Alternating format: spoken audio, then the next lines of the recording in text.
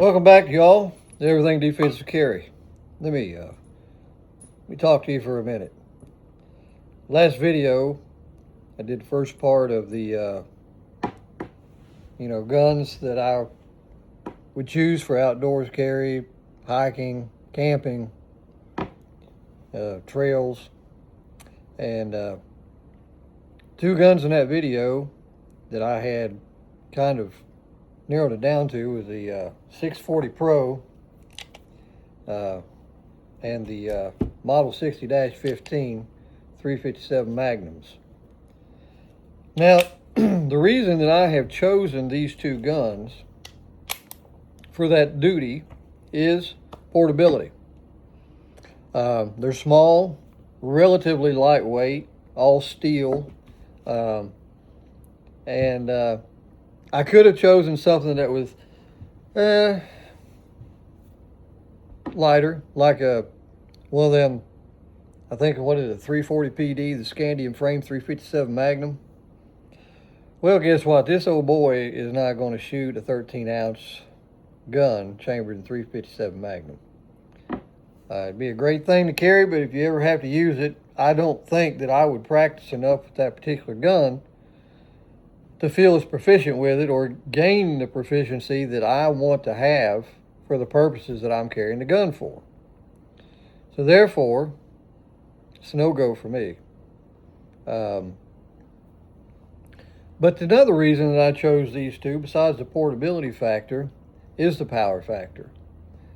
And 357 Magnum is not it's not a powder puff round. It's plenty powerful for everything in my part of the country. When I say my part of the country, I live in Kentucky. The only thing we have around here is black bears, coyotes. Some people say we've got mountain lions. I've never seen one. West Virginia, they may have them. I'm in West Virginia, up in the mountains there a lot. But, for the purposes that I have, and that I want a gun for on the trail or when I'm camping, these right here do just fine. They'll do everything I need. Speaking of the power, another beautiful thing about these guns is they also shoot the 38 Special. Now, if you'll notice in in that video, part 1, I was shooting at a playing card size target at about 7 yards. Both of these guns hit to the point of aim with 357 Magnum ammunition and my hand loads, which are a pretty heavy loaded 158 grain lead semi-wad cutter. Now, what does that mean for me? Well, that means that I can carry me a couple of speed strips of my hand-loaded wad cutter or semi-wad cutter ammo, and I could switch it out and use it to forage small game with. Now, getting in 7 yards of a squirrel or a rabbit or something like that, that's not really that hard to do, especially if you spend any time in the woods. If you have any woodcraft skills at all, a 7-yard shot is not very hard to set up for when it comes to squirrels, small game. So I like the fact that there's a dual purpose for these guns. As a matter of fact, now we're talking black bear. We're not talking grizzlies and things like that, the great bears. We're talking black bear. For a black bear, this right here is going to give you all the penetration you're going to need, probably then some.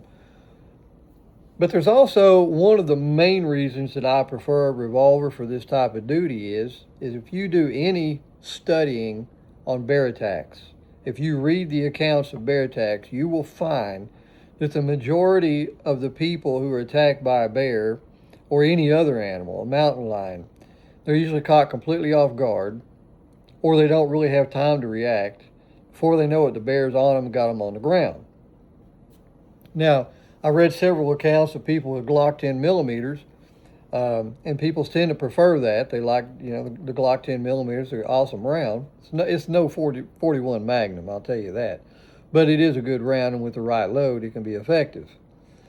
But the problem that I have with any semi-automatic, and I really don't care what caliber it is is if the stories and the accounts that I'm reading have any merit, finding yourself in a close contact situation like that with a semi-automatic can set you up for, let's just say, less than optimal results.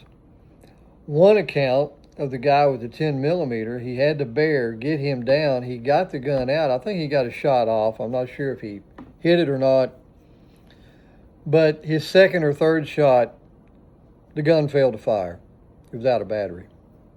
Now, he was able, in a big, to his credit, he was able to somehow manage to have the mind, keep his mind about him, his wits about him, and he cleared that gun and was able to brain the bear with the next shot.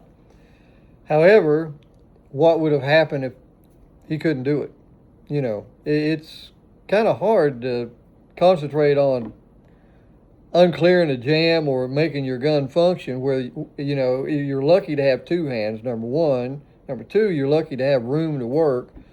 And number three, the pain of having your scalp torn off while you're trying to figure out how to get your gun back in operation may cause a problem.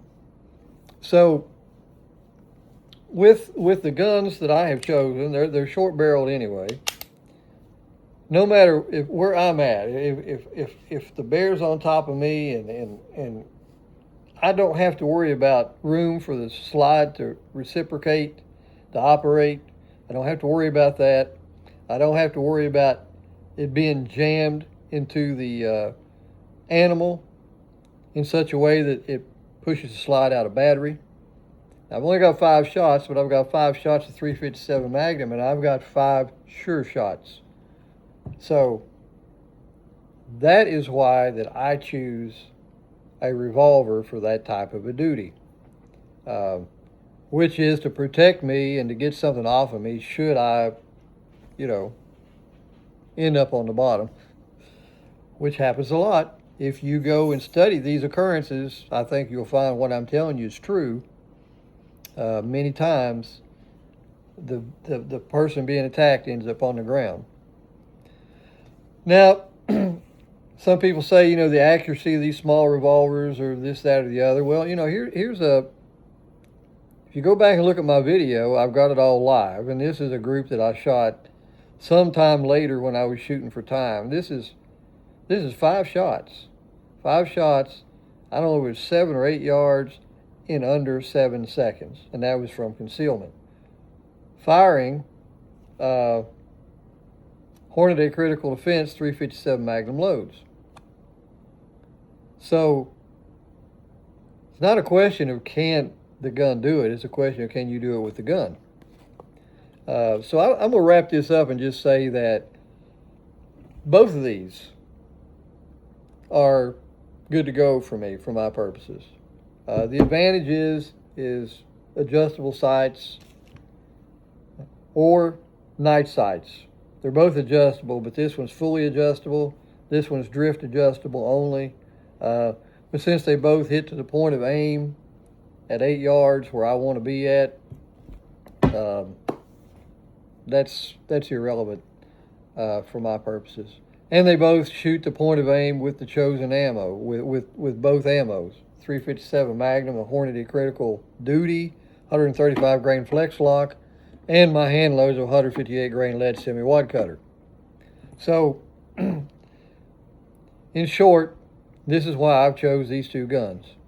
I think that these 2 guns, or guns like them, make the most sense for somebody who is concerned with having a sidearm on them that's lightweight, relatively speaking, powerful, and accessible. And also infinitely reliable under all kinds of different conditions that you would expect to find yourself in if you were attacked by an animal. So these are my choices, and I would be curious as to know what you think. Does the idea or the fact, which it's a fact, of being trapped or attacked by an animal that has you down, in all probability, does that change how you think about what you would like to carry, whether it be a revolver or a semi-automatic, or are you still in a semi-automatic camp? Would you use a 357 Magnum, or do you feel that something else is more appropriate for an all-purpose gun for hiking, trail, camping? So let me know in the comments, and let's have a conversation about it. All right, we'll talk to you later, and we'll see you on the next one.